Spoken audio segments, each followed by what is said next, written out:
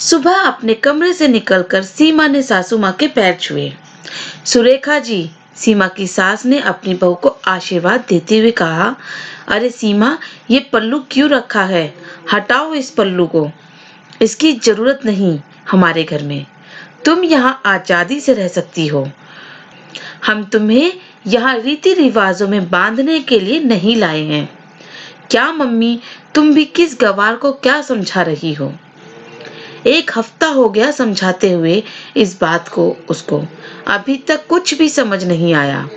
रवि ने अपनी माँ को गुस्से में बोला। रवि और सीमा की शादी को अभी एक हफ्ता ही हुआ था। सीमा गांव के एक मध्यम वर्ग के परिवार में पली बड़ी थी, जहां पर रीति रिवाजों को ज्यादा सम्मान दिया जाता था। रवि ने अपनी माँ को फिर से टोका, माँ, देखो ना कितना हैंडसम हूं मैं, और ये उतनी ही गंवार है।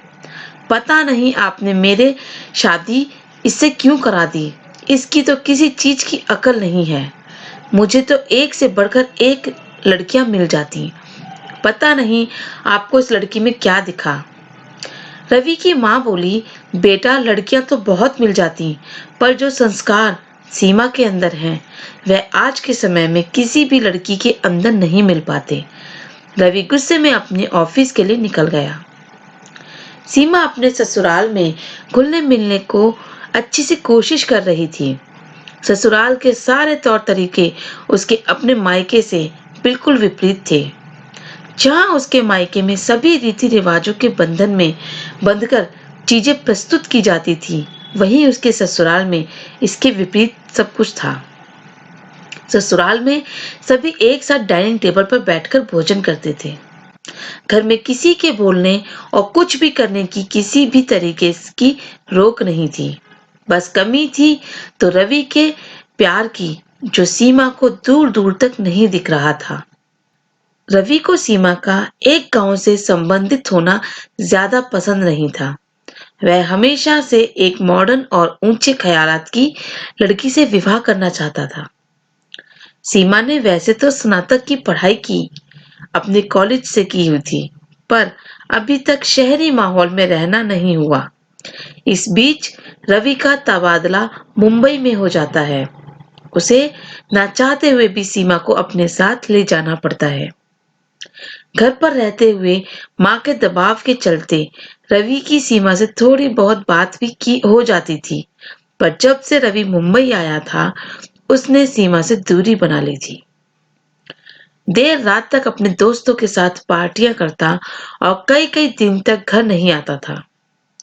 सीमा को अब इन सब चीजों की आदत पड़ चुकी थी।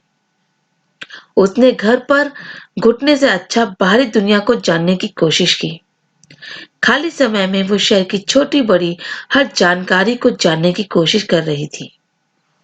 कुछ दिन बाद रवि की माँ का संदेशा आया कि वो कुछ समय के लिए मुंबई रहने के लिए आ रही थी। सीमा बहुत खुश थी। उसे लग रहा था कम से कम एक एका सीमा बहुत खुश थी। उसे लग रहा था कम से कम इस एकांत की दुनिया में उसको कोई साथी तो मिलेगा कुछ दिन के लिए।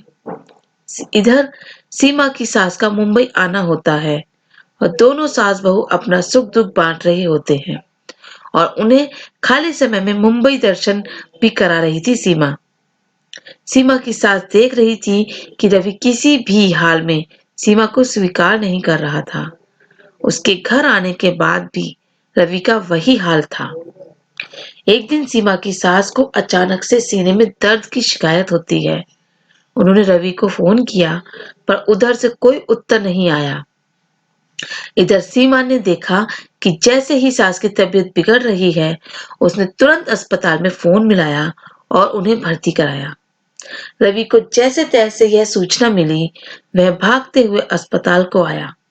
इधर सीमा की सास को इधर सीमा की सास को होश आ चुका था। रवि और सीमा दोनों माँ के सामने को मिलने गए। रवि ने अपनी माँ से पूछा, माँ, आपको अस्पताल किसने पहुंचाया? तो रवि की माँ ने बोला, जिसे तू गंवार समझता था ना, आज उसी की वजह से मैं जिंदा हूँ। अपनी माँ की बात सुनकर रवि को आत्मगलीन हो रही थी। उसको समझ नहीं आ रहा था कि वह सीमा का सामना कैसे करे। आज उसको समझ में आ गया कि सिर्फ कपड़े पहनने से मॉडर्न नहीं होते, बल्कि समझदारी से जो परिस्थिति को संभाल ले वो मॉडर्न है। दोस्तों, उम्मीद है दोस्तों आपको ये वीडियो पसंद आई होगी। इसे लाइक और शेयर जरूर करें और कमेंट बॉक्स में हमें जरूर बताएं कि आपको हमारी वीडियो कैसी लगी। धन्यवाद।